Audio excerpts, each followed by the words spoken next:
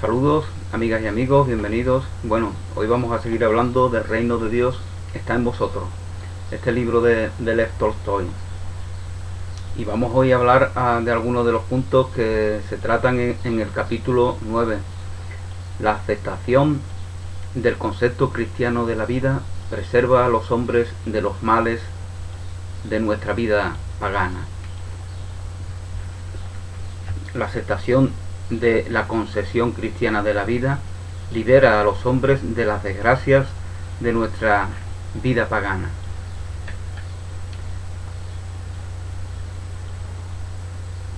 Según Tolstoy, la situación de las naciones cristianas en nuestra época es tan penosa como lo era en la era pagana, como lo era en aquellos tiempos en los que Jesús vino a la tierra hace ya 2000 años. Bajo muchos aspectos y en especial bajo el punto de vista de la opresión, es aún más cruel. Sin embargo, entre la situación de los hombres de la edad antigua y la de los hombres de hoy, se da la misma diferencia que entre las plantas de los últimos días del otoño y aquellas plantas de los primeros días de la primavera. Podemos ver que la realidad climática es muy parecida en muchos puntos del mundo, en los últimos días del otoño y en los primeros días de la primavera, ¿no? Por ejemplo, en esa Rusia fría en la cual vive Tolstoy. Sin embargo, es completamente distinto. En los primeros días de la primavera o los últimos días del invierno, ahí está latente un despertar, un nuevo despertar, mientras que en los últimos días del otoño lo que hay es una decadencia de aquello que despertó en tiempos precedentes. En la naturaleza otoñal, la decrepitud aparente corresponde a la real decadencia interna. Ese otoño es, por eso en la poesía se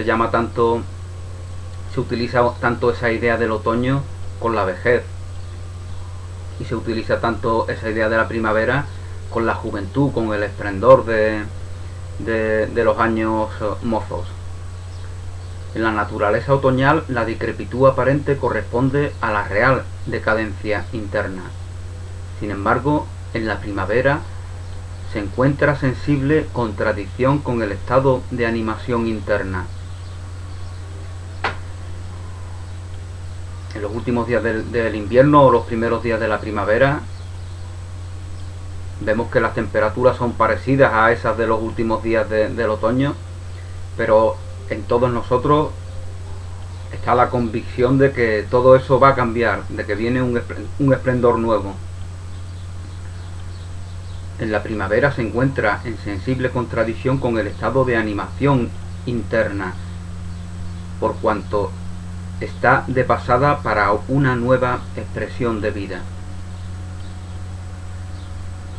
Exactamente igual ocurre con la similitud externa entre la vida pagana y la de hoy. Aparentemente no hemos progresado mucho, sin embargo, todo el mundo está despertando internamente a una nueva conciencia, independientemente de que se deje aún llevar por sus inercias, que les impele a seguir en esos combates mundanos, en esos apegos mundanos.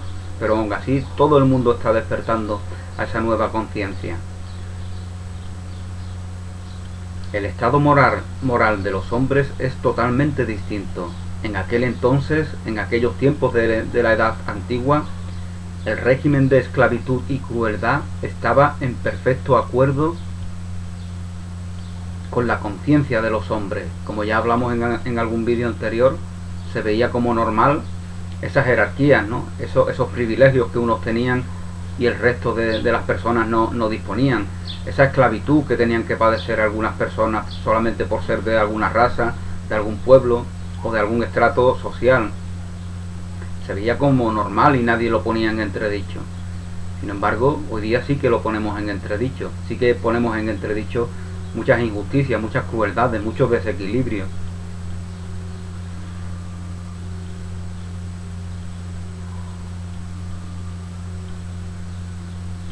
Ahora el régimen actual está en absoluta contradicción con la conciencia cristiana y cada paso al frente amplía esta contradicción.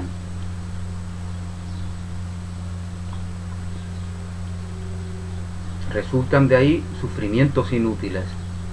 Parece un parto difícil, todo está preparado para una nueva vida, pero esta tarda en aparecer. Igual como en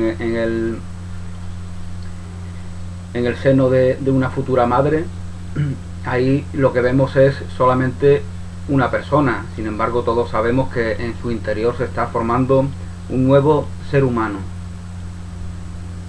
Pues de la misma manera algo está naciendo en nosotros, en este nuevo despertar que estamos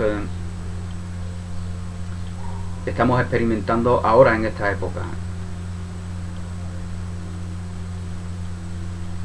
Aunque siempre está en nuestra voluntad saber hasta dónde vamos a llegar, cuánto vamos a tardar, siempre está en nuestra voluntad. Tenemos libertad plena para seguir presos de nuestras inercias o para querer manifestar de manera certera, precisa e inmediata esa verdad a la que estamos despertando, esa nueva conciencia.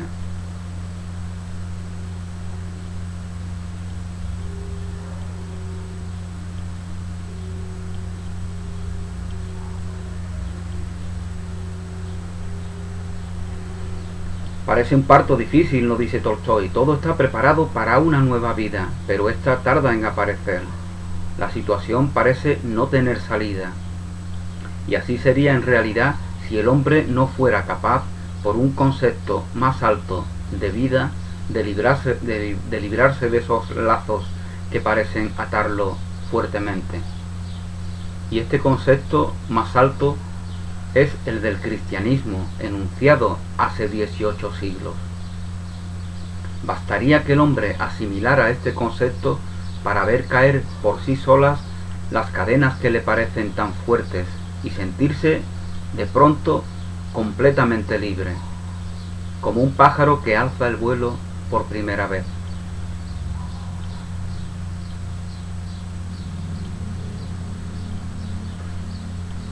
Hablando de la libertad, nos dice Tolstói que la libertad no puede concederse ni robarse a los cristianos.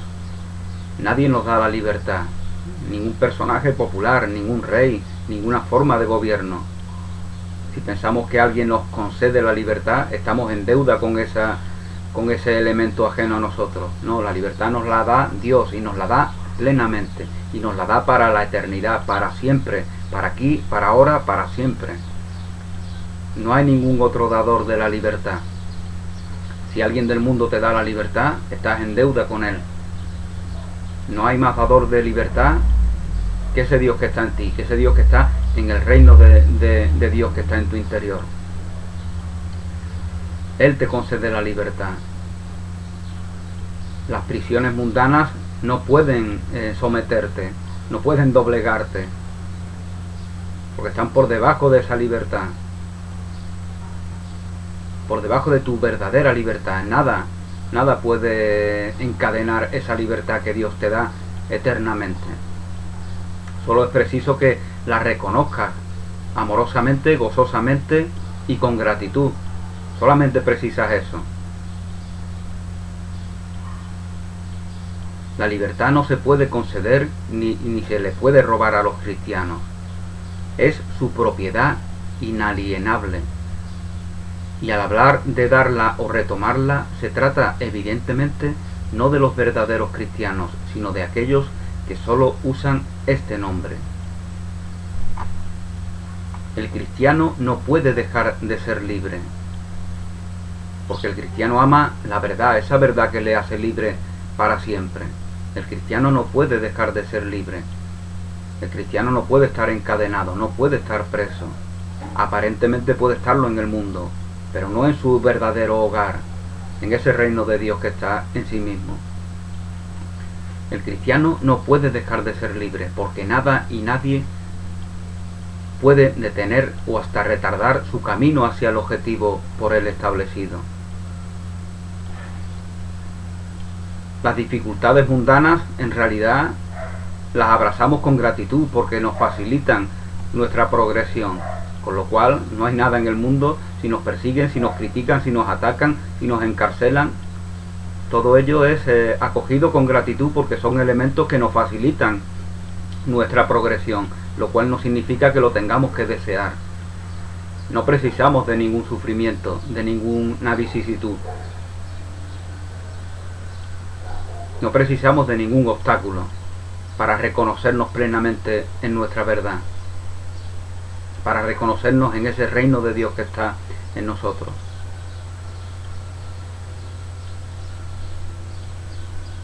Para sentirse libre de cualquier poder humano, bastaría que el hombre concibiera su vida conforme a la doctrina de Cristo.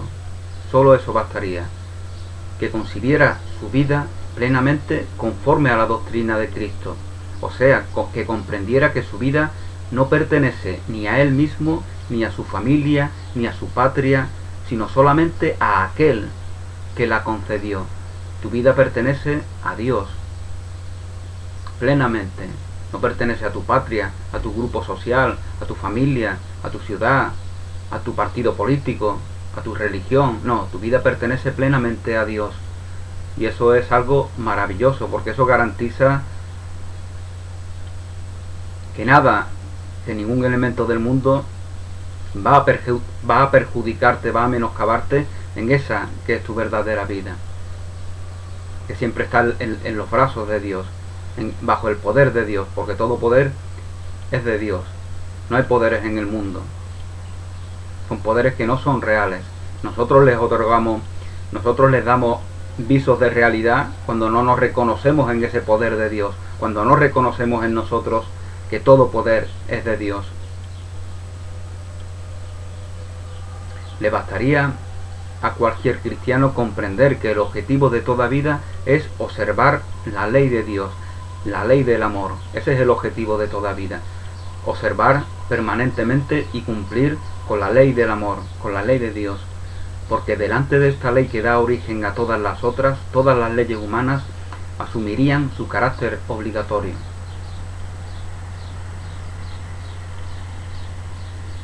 De esta manera el cristiano se libera de cualquier poder humano, por el hecho de que considera la ley del amor innata en cada uno de nosotros como la única norma de vida. La ley del amor es la única norma de vida. Ama y haz lo que quieras, nos decía San Agustín. El cristianismo puede alcanzarse por la violencia, privado de su libertad material, dominado por las pasiones, pero no puede dejar de ser libre. Es decir, la doctrina cristiana puede ser atacada por la violencia.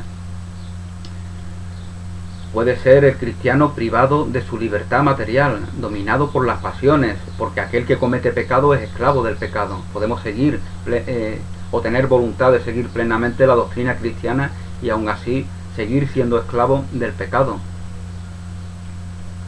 Pero no puede dejar de ser libre. El cristiano no puede dejar de ser libre. En él está su capacidad de liberarse de esa aparente prisión del pecado, porque su verdadera vida no está presa de esa prisión. Simplemente no está siendo reconocida su verdadera vida, que está en la eternidad. La vida en la eternidad es una evidencia cuando es plenamente reconocida, mientras que no lo sea, por eso vemos que no es evidente, porque no la reconocemos plenamente en nosotros, porque no reconocemos que es la única vida verdadera. La vida en la eternidad, cuando sea plenamente reconocida, será una evidencia.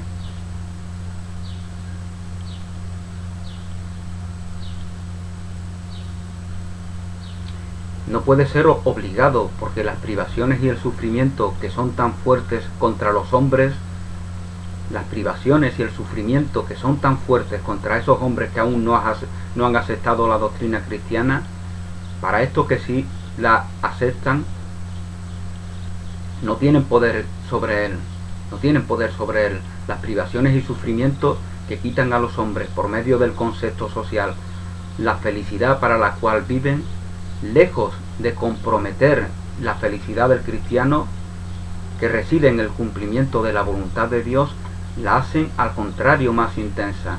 Nuestras privaciones, las posibles privaciones, los ataques, cualquier vicisitud, como os comentaba anteriormente, lo que hacen es fortalecernos aún más en nuestra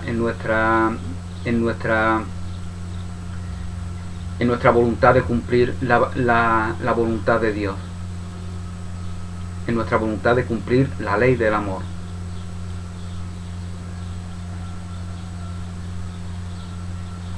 Por eso el cristiano no puede cumplir los mandamientos de la ley externa. El cristiano no puede cumplir los mandamientos, las obligaciones, las leyes del mundo, cuando no están de acuerdo con la ley divina del amor. El cristiano solamente puede cumplir la única ley verdadera, la ley del amor. Y se somete a cualquier imposición mundana cuando esa imposición, cuando cualquier imposición está conforme con esa ley del amor. Si no está conforme con esa ley del amor, el cristiano no puede doblegarse ni someterse ante ninguna imposición cristiana. Sea pagar impuestos, sea servir en el ejército, sea lo que sea, el cristiano no puede someterse a ninguna imposición mundana. Lo cual no quiere decir que se rebele contra ella, y mucho menos que lo haga violentamente, porque como ya comentábamos, uno de los puntos fundamentales de la doctrina de Jesús es el no responder al mal con la violencia. Si no se da el cumplimiento de ese mandamiento, entonces es que seguimos siendo iguales a como siempre lo hemos sido. Entonces seguimos en un mundo de desequilibrio, de temores, de agresividad, de culpabilización de nuestros semejantes, porque no nos hemos decidido a cumplir con ese mandamiento. Esa es la piedra angular, esa es la clave. Cumplir con ese mandamiento de Jesús, el mandamiento de no responder al mal con la violencia.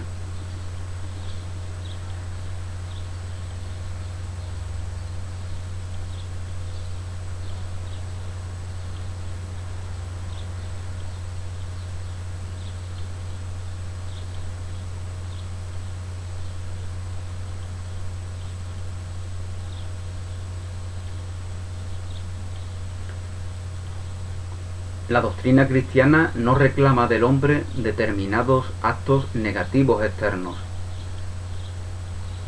pero los sitúa en relación a sus semejantes en una posición de la cual pueden resultar actos muy diferentes que no se podrían definir con antelación. Por eso el cristiano no puede prometer cumplir una voluntad ajena sin saber en qué consiste eso. El cristiano no puede prometer, el cristiano no puede jurar sin saber lo que, porque el cristiano simplemente cumple y se somete a la ley del amor, nada más que a esa ley, a la voluntad de Dios, no a voluntades mundanas.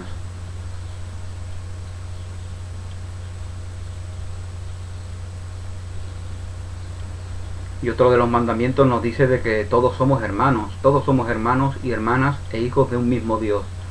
Todos. No importa en qué lugar hayamos nacido, no importa bajo qué condiciones sociales, no importa cuál sea nuestra lengua, todos somos hermanos. Por lo tanto, el juramento a cualquier bandera, a cualquier patria, a cualquier frontera que se basa en la segregación, en la exclusión de una realidad de todos aquellos que no forman parte de ella, de una realidad mundana, el cristiano no puede hacer esos juramentos. Esa no es la realidad en la que vive el cristiano. El cristiano, su voluntad es habitar plenamente en ese reino de Dios. Su voluntad es cumplir plenamente la ley del amor. Y las leyes mundanas no tienen esa voluntad, no tienen esa intención, porque están basadas en el miedo.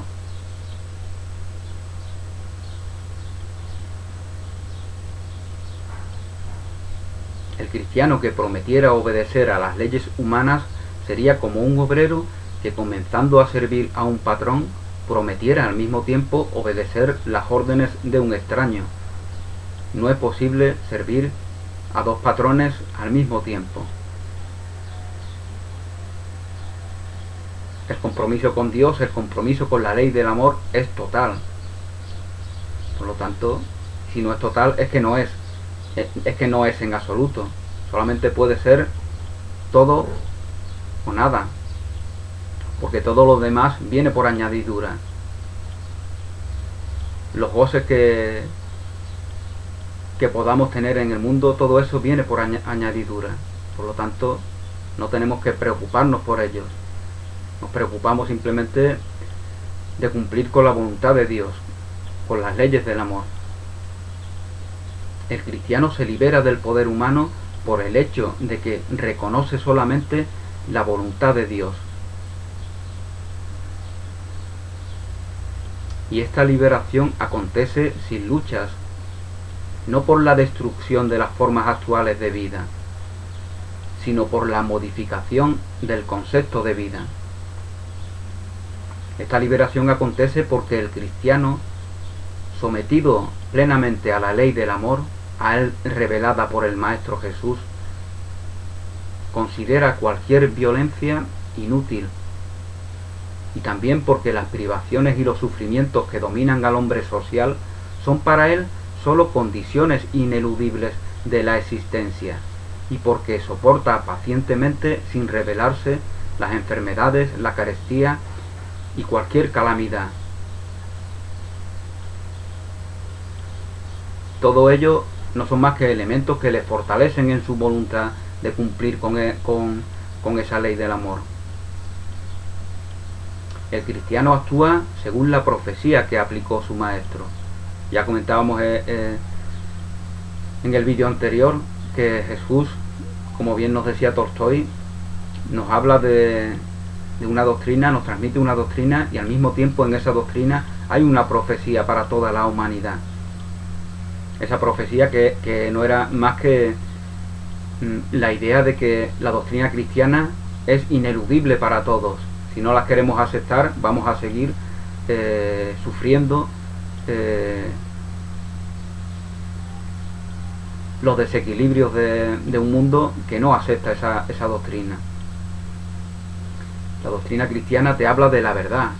Por eso Jesús repetía: os hablo la verdad, os hablo la verdad, os hablo la verdad. Una y otra vez repetía esa verdad para aquellos que le escuchaban reconocieran en sí esa verdad. Pero ellos no les entendían. Ellos pensaban que la verdad es algo que uno dice a otro, y entonces el otro escucha la verdad de aquel que la dice. No, la verdad está en ti, está eternamente en ti. Nadie te la puede transmitir, nadie te la puede comunicar. Tú tienes que aceptarla. Eso es la verdad, algo que tú aceptas plenamente en ti. Bueno, y como os comentaba, si no aceptamos esta doctrina de Cristo, pues seguiremos con lo mismo hasta que llegue el momento en que la aceptemos. Esa es la profecía que hacía Jesús.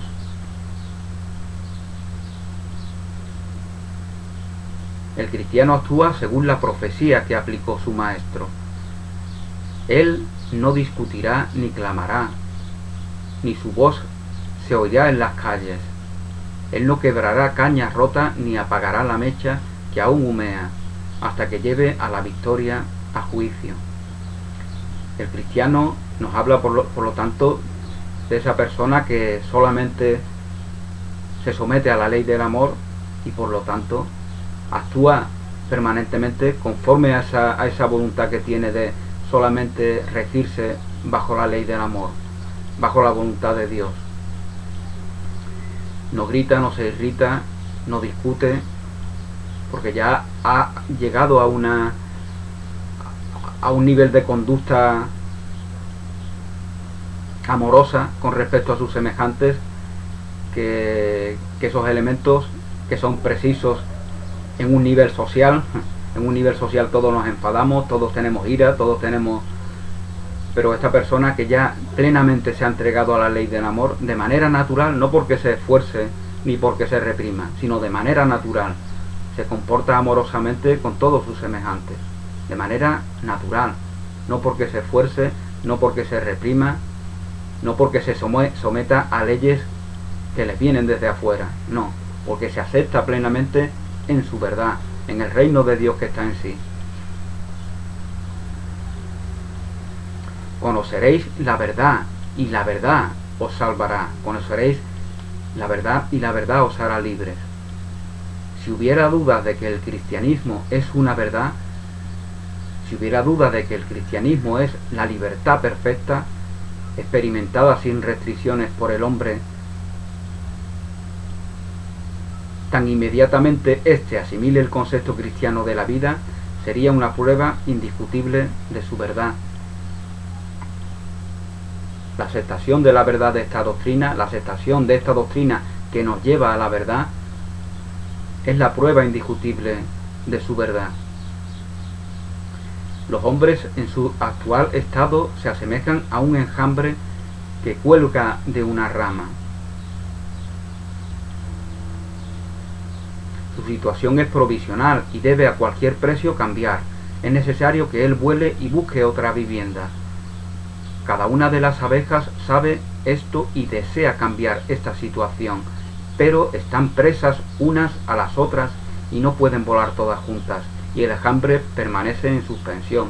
De la misma manera, nosotros hemos creado lazos aparentes que hacen que nos sintamos presos de inercias, y esas inercias no están conformes con esa ley del amor que queremos obedecer. Parece que no habría salida. Estamos en una situación que parece que no va a haber salida. Parece que todos los días tenemos que discutir, que tenemos que mentir, que tenemos que engañar, que tenemos que caer en el pecado, en la gula, en la lujuria, en la ira, porque estamos presos de los unos de los otros, y todos nos mantenemos en un estado de aparente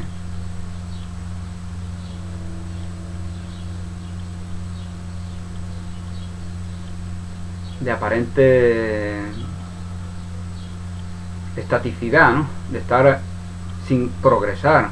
Sin embargo, como bien nos comentaba Tolstói al principio de este capítulo, en nosotros está latente esa nueva primavera, ese nuevo despertar, aunque aparentemente todo siga igual a como lo fuera en épocas pasadas, a como lo estuviera en épocas pasadas.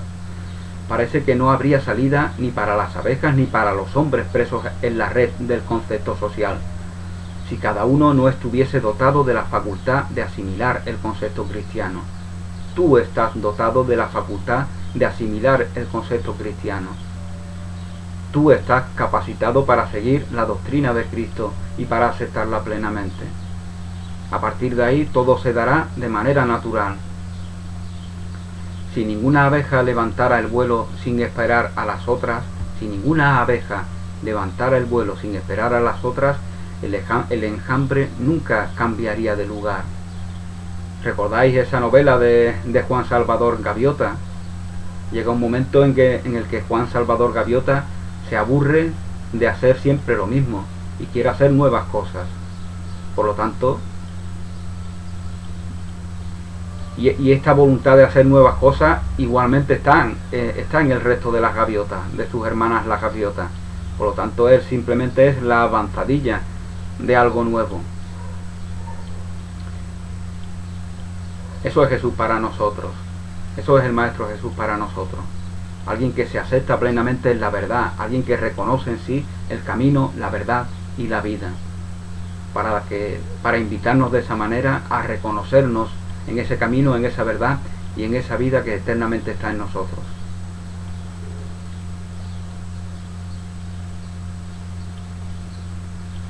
Si ninguna abeja levantara el vuelo sin esperar a las otras, el enjambre jamás cambiaría de lugar. Y si el hombre que asimiló el concepto cristiano no viviera según ese concepto, la humanidad nunca cambiaría su situación. Una vez que hemos aceptado ese concepto cristiano, no hay otra opción que vivir, que expresarnos, que manifestarnos, que relacionarnos conforme a ese concepto cristiano. Ya sabemos que es esa vida universal, esa vida divina, ese nuevo nivel del cual se nos hablaba en capítulos precedentes. Ya lo sabemos, ya lo intuimos, ya sabemos que ese es nuestro destino, que no es una apuesta ciega, que no es una apuesta azarosa, que es algo que no tiene vuelta atrás, y gozosamente estamos en ese camino. Con lo cual, por mucho que cedamos ante inercias, ineludiblemente vamos a trascender esas inercias, porque no nos van a aportar nada. Nos va a pasar lo que a Juan Salvador Gaviota, nos vamos a aburrir. Llega el momento en el que hasta los vicios que tanto placer nos proveían nos resultan aburridos, no nos ofrecen nada, no le ofrecen nada al Hijo de Dios, a la verdad que está en ti, porque son una negación de esa verdad. Por lo tanto, ¿qué nos van a ofrecer? ¿Qué nos van a ofrecer los placeres mundanos concebidos sin Dios, si todos ellos son una negación de la felicidad absoluta que está eternamente en ti?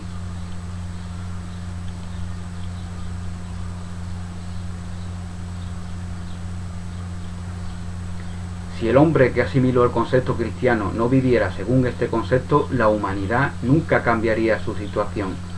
Pero como basta que una abeja abra las alas, basta que un Juan Salvador Gaviota se decida a hacer algo nuevo, algo conforme a ese nuevo despertar, y vuele, basta que una abeja abra las alas y vuele para que una segunda, una tercera, una décima, una centésima la sigan, y así todo le enjambre, levanta el vuelo libremente. Pues de esa misma manera bastaría que un solo hombre, y de hecho nos basta que ese hombre que ya alzó sus alas, que ya elevó su vuelo y que se llama Jesús, el superhombre del cual habla Nietzsche. Nietzsche pensaba que el Mesías estaba aún por venir y no se da cuenta que ya vino hace 20 siglos, y se llama Jesús de Nazaret. Ese es el superhombre del cual habla Nietzsche, Jesús de Nazaret. Y su palabra no ha sido aceptada, aún no ha sido reconocida. Por eso creamos iglesias que no reconocen plenamente la doctrina de Cristo, porque la doctrina de Cristo no precisa de iglesias, no precisa de instituciones mundanas. Y esas iglesias han cumplido su cometido a lo largo de los siglos. No se trata de que las señalemos, de que las condenemos, se dejasen de por sí cuando aceptamos plenamente la doctrina de Cristo, cuando plenamente nos reconocemos en nuestra voluntad de alcanzar, de vivir plenamente en ese nivel de la vida divina, de la vida universal.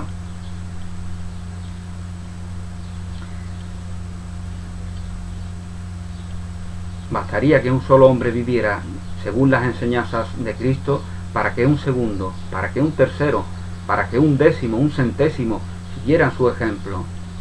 Basta con que un hombre o una mujer viva plenamente la doctrina cristiana para que todos le sigan progresivamente.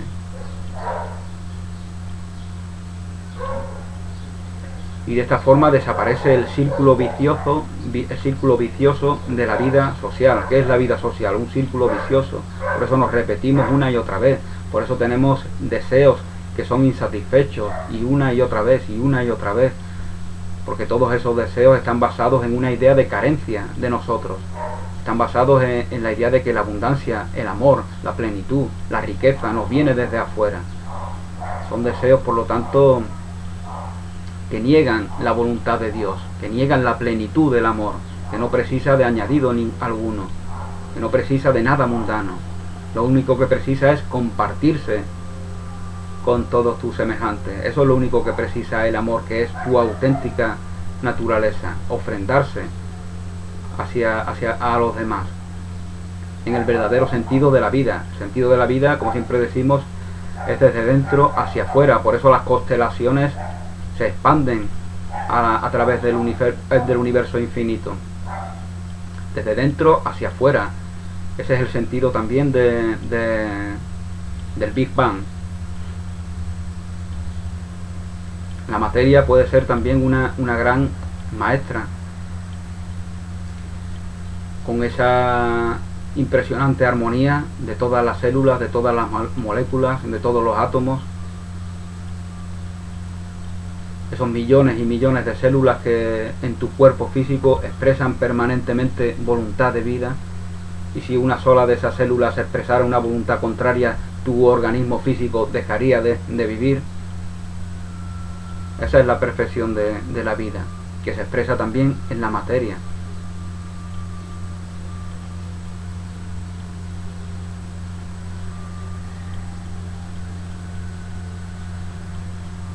Bueno, pues de momento vamos a dejarlo aquí. Si Dios quiere, pues hablaremos ya en un futuro sobre más puntos de este capítulo 9. La aceptación de la concepción cristiana de la vida libera a los hombres de las desgracias de nuestra vida pagana. Y bueno, y si no lo hacemos, pues nos veremos en otra ocasión hablando de cualquier otra cosa. Gracias por vuestra atención, que paséis un día muy feliz, bendiciones y hasta pronto.